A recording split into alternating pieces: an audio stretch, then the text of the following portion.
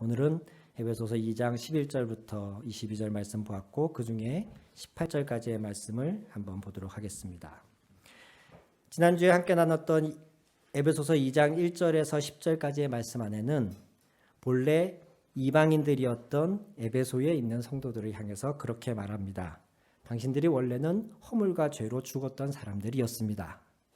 그런데 그리스도 안에서 하나님이 당신들을 살리셨고 하나님 우편에 그리스도와 함께 앉히셨습니다. 이렇게 선언을 합니다. 그러므로 이렇게 이어져요. 오늘 11절의 첫 단어가 그러므로이죠. 11절부터 12절까지의 본문 내용 안에는 본래 이방인과 유대인들이 어떤 관계인가를 설명하고 있습니다. 이 성경이 쓰여질 그 당시에 1세기경에 유대인과 이방인들은 굉장히 척지고 있는 사이였죠. 그 발단의 시작점은 유대인들이 이방인들이 향해서 가지고 있던 개념, 가치관 때문에 그렇습니다. 윌리엄 버클레이라고 하는 분이 쓴 책에서 그 당시에 유대인들이 이방인들을 어떻게 보고 있었는가를 적고 있는데 이런 내용들이 있어요. 한번 들어보세요. 유대인들은 하나님이 지옥불의 연료로 쓰시고자 이방인들을 창조하셨다. 그들은 하나님이 모든 열방 중에 오직 이스라엘만을 사랑하신다고 믿었고 심지어 이방인 산모가 진통을 하며 출산하려고 할 때에도 도움을 베풀지 않았다고 합니다. 그 이유는 어차피 이방인이 출산을 해봤자 이방인을 낳을 뿐이니 이방인 더하기 이방인 되는 일에 우리가 힘을 보탤 이유가 없다. 이렇게까지 생각했다고 합니다. 심지어 유대인 중에서 이방인과 결혼을 하면 그 유대인 가족들 안에서는 결혼한 그 사람의 장례를 치르는 경우까지도 있을 만큼 유대인들은 철저하게 이방 사람들을 배척하고 경원시했었습니다. 심지어 그들을 개들이라고 칭하기까지도 했습니다. 이러한 유대인과 이방인 사이의 철저한 구별과 적대감, 경멸, 증오 이런 것들을 14절에서는 담이라는 단어로 사도 바울이 이야기를 하고 있습니다. 14절 한번 보시겠습니까? 14절 중간쯤부터 보시면 그분은 유대 사람과 이방 사람 사이를 가르는 담을 자기 몸으로 허무셔서 원수된 것을 없애시고 이렇게 적고 있어요. 개역개정에서는 벽이라는 단어를 사용하고 있죠. 이 담 또는 이 벽은 이방인과 유대인 사이에 놓여져 있는 그 관계를 은유적으로 표현한 것이기도 하지만 실제로 예루살렘에 있는 헤롯 성전에 가면 이방인의 뜰과 유대인들의 공간을 구별하는 담이 쳐져 있었다 그래요. 그리고 이 담에는 아주 분명하게 굵은 글씨로 이 담을 넘어오는 이방인은 죽을 것이다. 이런 경고가 쓰여져 있었다고 합니다.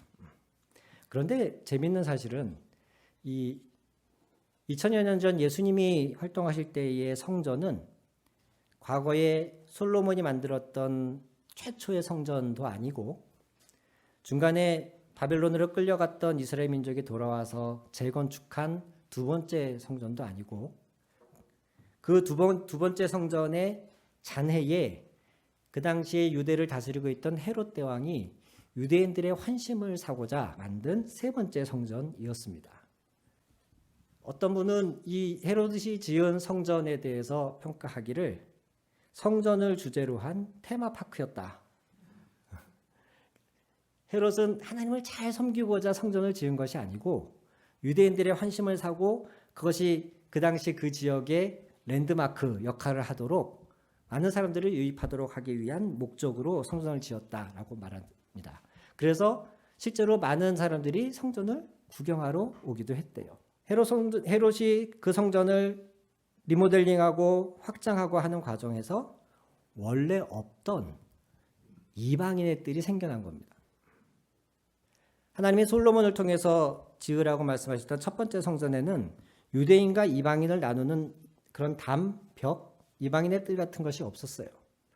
근데 원래 있던 성전을 확장하면서 그 성전에 울타리를 치고 나머지 이방인들이 그 성전을 침범하지 못하도록 벽을 만들어서 그 벽 바깥의 영역을 이방인의 뜰이라고 부르는 겁니다. 있지도 않던 벽을 치고 이방인들이 하나님께 나아오지 못하도록 가로막았던 이 유대인들의 이방인들을 향한 적대감, 이것이 바로 성전에 있는 이방인의 뜰에 가로놓여 있는 그 벽, 이것이 상징하고 있는 바였다는 거죠. 그래서 사도 바울은 그 이미지를 끌어와서 이방인과 유대인 사이에 있는 이 담을, 이 벽을 예수님이 허무셨다, 이렇게 말하고 있는 겁니다. 이 이방인과 유대인 사이의 이 관계가 왜 문제이고 하나님이 이것을 기뻐하지 않느냐 하면, 유대인들은 철저하게 하나님이 자신들에게 역할로 주신 것을 특권으로 오해했습니다. 하나님이 이스라엘을 택하신 것은 특별한 역할을 위해서입니다. 아브라함을 택하실 때부터 너로 인해서, 너를 통해서 땅의 모든 족속이 복을 받게 하겠다. 이것이 하나님이 이스라엘을 택하신 궁극적인 목적입니다. 너희가, 이스라엘이 다른 모든 민족의 제사장 나라가 되게 하겠다. 이것이 하나님의 뜻이었습니다. 너희를 통하여서 내가 이 세상 모든 이방에 빛을 삼아 그들에게 구원을 베풀겠다. 이것이 하나님의 이스라엘을 택한 목적이었습니다. 이스라엘은 이러한 역할을 위해 택함 받은 것인데 그들은 그것을 특권으로 오해하고 자신들만이 하나님께 택함 받은 백성이요, 나머지 민족들은 하나님으로부터 버림받은, 심지어 지옥의 땔감으로 삼기 위해 하나님이 만드셨다라고 왜곡하고 오해하면서 자신들의 특권의식에, 선민의식에 사로잡혀 있었던 것이에요. 이것은 결코 하나님이 원하시는 모습이 아니었었습니다. 하나님은 하나님을 잃어버린, 떠난 수많은 사람들에게 하나님의 살아계심을 보여주고 하나님의 택한 사람들에게 하나님이 역사하시는 것을 보여주심으로써 다른 모든 민족들까지도 하나님께 돌아오기를 원하셔서 그들을 택하신 것이지, 이스라엘만 특별히 편애하셔서 다른 모든 백성들을 버리는 한이 있더라도 이스라엘만 구원해 주겠다라는 목적으로 그들을 택한 것이 아니라는 겁니다.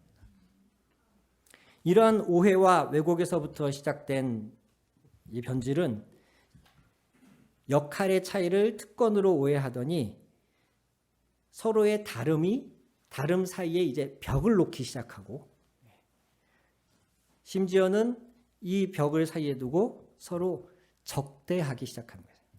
경멸하고 비하하고 적대하는 것, 증오하는 것, 이 지경에까지 이르게 된 것입니다. 하나님은 이방인들을 차별한 것이 아닙니다. 이방인들을 무시하고 이스라엘을 편애하신 것이 아니고 모든 민족이 구원받기 원하셔서 이스라엘에게 그 역할을 맡긴 것이죠. 제사장 민족이라는 것 자체가, 제사장이 하는 역할이 그거지 않습니까? 다른 백성들과 하나님 사이를 연결시켜주는 역할.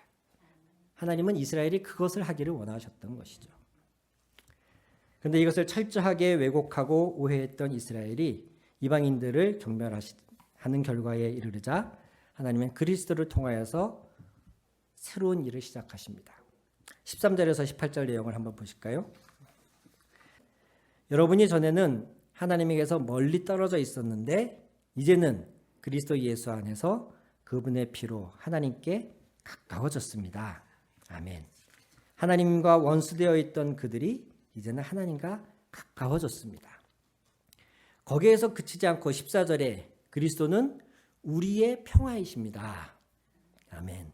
여기서 우리라는 단어를 쓸 때에는 이방인과 유대인, 우리라는 뜻입니다. 에베소서에서 바울이 너희는 이라고 말할 때는 에베소에 있는 성도들을 가리켜요. 반면에 우리는 이라고 말할 때는 이 편지를 쓰고 있는 바울을 포함한 유대 그리스도인들과 에베소에 있는 이방 그리스도인 모두를 아울러서 우리는 이라고 말하는 겁니다. 우리 사이에 그리스도가 평화가 되어주셨다. 이것이 첫 번째입니다. 적대하고 증오하고 경멸하던 그들의 관계 안에 그리스도가 오셔서 평화가 되어주셨다.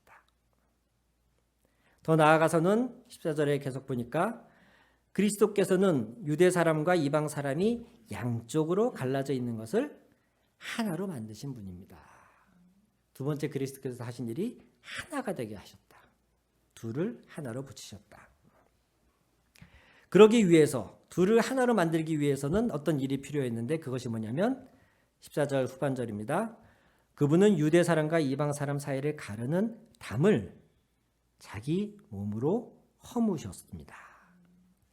또한 원수된 것을 없애시고 여러 가지 조문으로 된 계명의 율법을 폐하셨습니다. 아멘. 원수된 것, 14절 마지막에 원수된 것이라는 단어는 15절에 나오는 여러 가지 조문으로 된 계명의 율법을 말합니다. 이 율법 때문에, 이 여러 가지 계명 때문에 이스라엘 사람들이 이방 사람들과의 관계에 담을 치고 그들과 경원시 되자 예수님은 친히 그 몸으로 그 담을 허무신 것입니다. 그 몸으로 담을 허무셨다라는 말씀은 십자가를 지셨음을 의미하죠. 그가 죽으심으로써 그의 피 흘리심으로써 그들 사이에 갈라져 있던 것을, 갈라지게 만들었던 원인들을 예수님이 제거하신 겁니다. 그럼으로써 궁극적으로 15절, 우리 15절은 다 같이 읽었으면 좋겠습니다. 여러 가지 조문으로 된 계명의 율법을 폐하셨습니다. 그분은 이 둘을 자기 안에서 하나의 새 사람으로 만들어서 평화를 이루시고, 아멘. 자기 안에서 하나의 새 사람으로 만드시고. 그래서 어떤 성경 주석에는 이렇게도 표현되어 있더라고요. 예수님이 하신 일은 새로운 인류를 창조하신 것이다. 이방인도 유대인도 아닌 이 둘을 하나가 되게 한 새로운 인류. 이러한 나누어짐과 갈라짐, 서로 원수된 것은 이방인과 유대인이라는 구별에만 있지는 않았습니다. 골로새서 3장 11절에 보면 그 당시에 사회 안에서의 여러 집단을 나누는 그런 몇 가지 집단들이 등장하는데요. 헬라인과 유대인이라고 하는 구별, 또는 할례자와 무할례자라고 하는 구별, 또는 야만인과 스구디아인이라는 표현도 나오고요. 종이나 자유인이나 남자나 여자나 이런 표현들이 나옵니다. 이 모든 것이 그 사회 구성원들을 서로 갈라지게 하는 담들이었어요.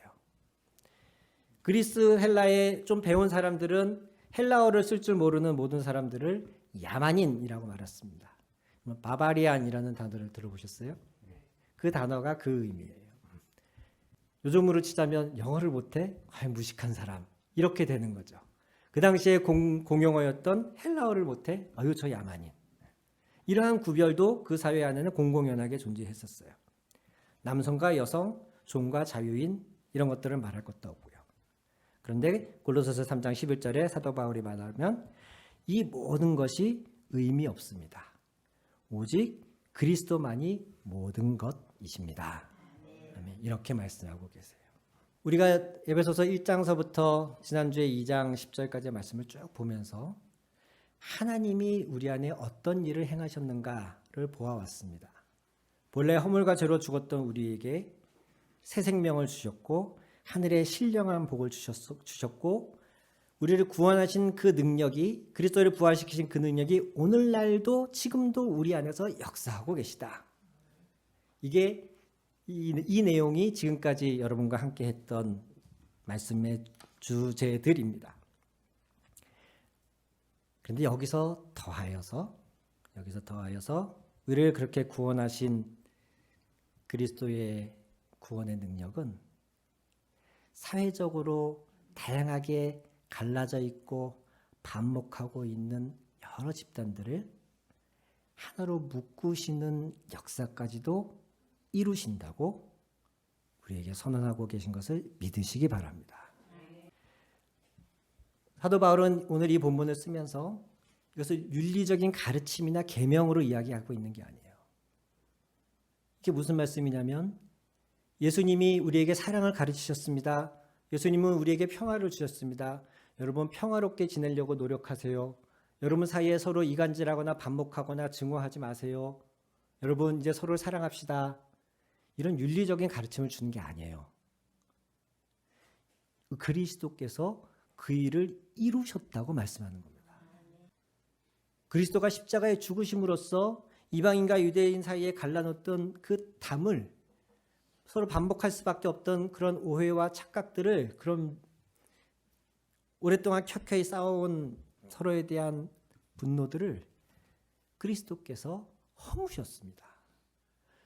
예수 그리스도께서 십자가에 죽으신 이유는 우리의 인류의 모든 죄를 대신 짊어지신 거잖아요.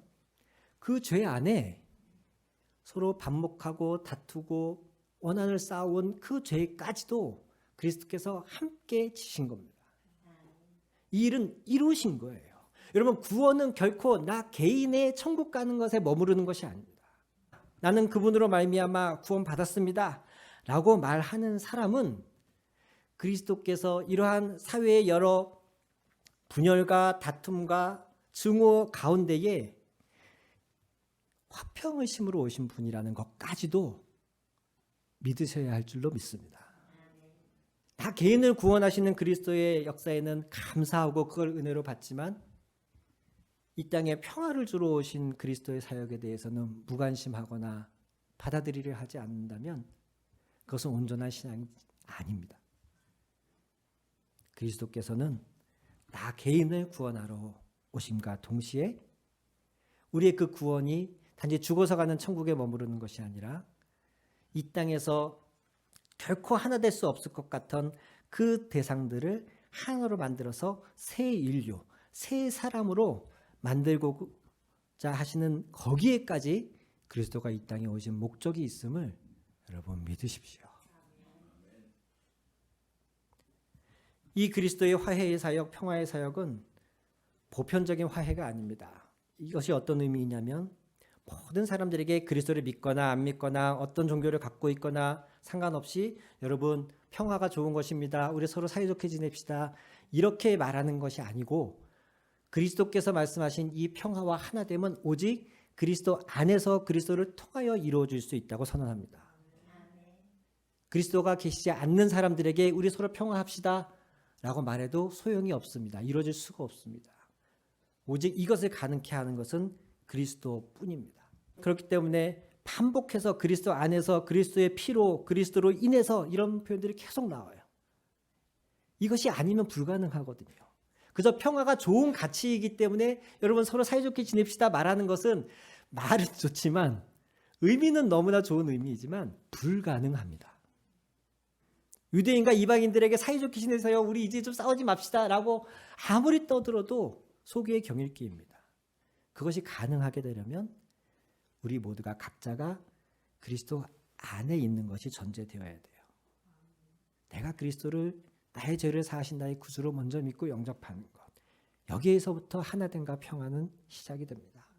이러한 나누임, 분열, 서로에 대한 증오, 이것이 과거 유대인과 이방인 사이에만 있지는 않죠. 오늘 우리 가운데에도 사실 너무나 많지 않습니까? 몇 년 전에는 노 키즈 존 때문에 사회가 시끌시끌하더니 근래에는 노 시니어 존이 등장을 해서 이런 세대 간 갈등이 굉장히 좀 첨예하게 나타나고 있습니다.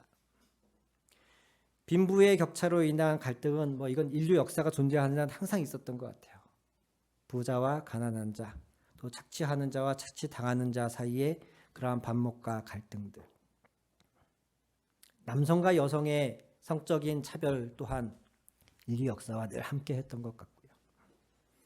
오늘날 우리 대한민국은 진보와 보수의 이런 나누임과 싸움도 사실 좀 심각합니다. 거의 나라가 두 쪽이 날 것 같은 그런 불안감마저 들 만큼.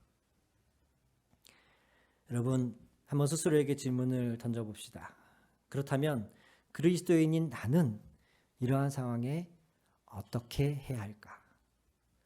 그리스도께서는 이러한 분열과 반목과 서로 질시하고 증오하는 사회의 여러 집단에 어쨌든 우리도 그 안에서 소속돼서 살아가고 있는데 그리스도인이라고 하는 전체성을 가진 나는 과연 어떻게 살아야 될까? 우리의 차이를 무시하자는 것이 아닙니다. 남성과 여성이 갖고 있는 근본적인 차이를 우리는 결코 무시할 수 없습니다. 사람마다 진보적인 입장이 있고 보수적인 입장이 있을 수 있습니다. 돈이 많은 자와 없는 자 사이에 가지고 있는 결코 정말 풀리기 어려운 그런 갈등이 있을 수 있습니다. 저희가 살고 있는 지역도 옛날 다세대나 단독주택 다가구가 많은 지역인데요. 얼마 전부터 거기에 무슨 동의서 같은 것들을 받으러 다니시더라고요. 이 지역을 개발할 수 있게끔 다 같이 힘을 모아서 모아주택 뭐 이런 게 있어요. 정부에서 하는 대단히 아파트까지는 아니지만 그거보다는 좀 작은 지역의 주민들이 60% 이상인가가 동의를 하면 그 지역을 재개발을 할 수가 있어요. 이러한 현상 앞에 가진 자와 가지지 않은 자, 즉 그 지역에 그래도 자기 집이 한 채라도 있는 사람과 저처럼 새 들어 사는 사람 사이에는 묘한 긴장감이 형성이 됩니다. 오랫동안 개발이 되지 못해서 조금만 큰 길만 벗어나면 막 아파트가 올라가고 막 땅값이 집값이 뭐 1년에 억 단위로 올라가는 이런 지역을 바라보고 있는 이 지역 사람들 입장에서는 나도 좀 하루빨리 이 지역이 개발돼서 나도 내 재산권을 좀 행사하고 싶다. 왜 우리 집만 1년에 고작 500만 원 오르냐? 이러면서 그런 분들은 빨리 이 지역이 개발되기를 원하시죠. 반면에 저처럼 새 들어 사는 사람은 여기 개발되면 월세 오르겠지? 그러면 나는 또 부천으로 가야 되나? 강서구에서 그나마 가장 집값이 싼 지역 중에 하나가 이 화곡 6동, 뭐 까치산 요 근처인데 여기가 개발돼서 집값이 오르면 월세가 오르고 전세가 오르면 정말 부천으로 가는 수밖에 없습니다. 저 같은 사람 입장에서는 개발 안 했으면 좋겠어요. 각자의 입장이 너무나 명확하지 않습니까? 이게 누가 옳고 누가 틀린 문제입니까? 아닙니다. 요만한 땅이라도 있고 집이라도 있는 사람은 다 같이 전국의 집값이 안 오르면 괜찮아요. 근데 특정 지역에서는 막 2배, 3배가 막 오르는데 수십 년 동안 자기의 집값이 오르지 않으면 사실 속상하지 않겠습니까? 그런 사람들의 입장도 이해가 됩니다. 반면에 그렇기 때문에 조금이라도 싼 가격에 새 들어서 편하게 살 수 있는 저희 같은 사람들 입장에서는 안 올랐으면 좋겠죠. 이 문제를 도대체 어떻게 하면 좋겠습니까? 양쪽이 서로 단체를 구성해서 머리에 띠두르고 싸우면 이 문제가 해결이 되겠습니까? 세상은 그런 식으로 문제를 풀려고 합니다. 내 권리를 그렇게 강력하게 외쳐야 되고 내 권리를 지키기 위해서는 때론 상대의 입장을 무시하거나 알면서도 외면하거나 심지어는 그 싸움이 격해지면 대립이 격해지면 인격적으로까지 상대에게 손상을 입히는 일도 세상에서는 마다하지 않습니다. 그런데 그런 우리에게 그리스도가 오심으로써 우리가 이러한 반목과 분열과 서로의 증오의 관계를 각자의 이익이나 입장으로 바라보는 게 아니라 그리스도 안에서 그리스도를 통하여서 바라보기 시작함으로써 우리는 이 세상에 변화를 가져올 수 있다고 믿습니다. 그런 모습을 보여주고 싶으셔서 하나님이 저와 여러분을 생김새도 다르고 가치관도 다 다르고 형편도 다 다르고 이런 우리들을 굳이 이렇게 다양한 사람들을 하나님이 택하셔서 교회라고 하는 한 가족, 한 단위, 하나의 새 인류로 만드신 것. 세상에 하나님의 각종 지혜를 교회를 통해서 알리고 싶으신 하나님의 뜻이라고 믿습니다. 사랑하는 성도 여러분, 에베소서 4장 3절에 사도 바울은 이어서 기록합니다. 평화의 띠로 묶어서 성령으로 하나 되게 하신 것을 힘써 지키십시오. 우리가 배경도 다르고 생각도 다르고 가치관도 다르고 교육 수준도 다르고 생김새도 다르고 가진 서로의 그 재산, 사회적 신분 다 다르지만 그리스도 안에 있을 때 우리는 하나입니다. 성령이 우리를 하나 되게 하셨습니다. 이것을 힘써 지켜야 됩니다. 이렇게 말씀하십니다. 여러분 이 사실을 마음에 새기시기를 부탁드립니다. 처음에는 이런 여러 가지로 나뉘어져 있던 사람들이 그리스도라는 존재를 통해서 묶이기 시작한 게 교회였는데 오늘날엔 이게 좀 바뀐 것 같아요. 교회를 다니고 있는데 다니다 보니 어떤 사람이 나와 좀 달라? 나와 가진 생각이 좀 달라? 그러면 교인임에도 불구하고 같은 교회임에도 불구하고 이제 나누어지기 시작했어요. 전에는 서로가 달라도 우리가 같은 교인이니까, 우리가 같은 하나님의 자녀니까 이러면서 하나로 모이려고 했는데, 이제는 이게 바뀌어서 우리가 같은 교인이지만 이제는 생각이 달라서 안 되겠어. 우리가 사는 형편이 달라서 이런 수준 다른 사람들하고는 같이 예배 못 하겠어. 너는 진보야, 나는 보수인데 같이 예배 못 하겠어. 이 교회는 남성 여성이 너무 가진 역할이 다르고 이 교회가 너무 좀 가부장적인 태도를 가지고 있어. 난 이 교회에서 예배 못 하겠어. 전에는 모든 것 위에 그리스도가 가장 높은 가치를 가지고 그 모든 것을 아우르는 것이었는데, 이제는 그리스도가 제일 밑에 내려가 있고 같은 교인이지만, 우리가 예수님을 믿는 사람들이지만 그래도 생각이 달라서, 사는 형편이 달라서, 배운 학식의 수준이 달라서, 수준이 안 맞아서 진보가 보수가 하나 될 수 없어서 우리는 이제 같이 못하겠어 라는 식으로 교회가 얼마나 나뉘어지고 있는지 모르겠습니다. 여러분, 이곳에서는 불과 같이 신앙생활 하신 지 1년여도 안 되신 분들도 많은데, 그 짧은 기간에도 같이 신앙생활 해보시니까 참 안 맞고 불편한 것들 많으시죠? 다르죠? 참 서로가 어쩜 이렇게 다릅니까? 예, 맞습니다. 근데 사실은 다르기 때문에 우리가 서로가 필요한 겁니다. 서로가 달라서. 부디 바라기는 우리가 성령이 하나 되게 하신 것을 평화의 띠로 잘 묶어서 지키고자 노력하기를 바랍니다. 그 노력 가운데에 하나님은 서로가 다르기 때문에 유익하다는 사실을 우리에게 가르쳐 주실 줄 믿고, 경험하게 하여 주실 줄 믿고, 그것이 나아가서 이러한 서로 다름에도 불구하고 서로 화목하고 우애가 넘치고 서로의 그 다름이 시너지를 내서 더욱 풍성한 공동체가 되어가는 것을 통해서 하나님이 이 세상에 하나님의 각종 지혜를 드러내게 하실 그것을 우리를 통해서 이루어 가실 것입니다. 그것을 믿으시면서 오늘도 서로 사랑하시고 주님의 사랑 안에 하나 되어서 다시 일어나는 우리 교회 하늘향교회, 그리고 우리 한국교회가 되기를 축원합니다. 우리 같이 기도하시겠습니다.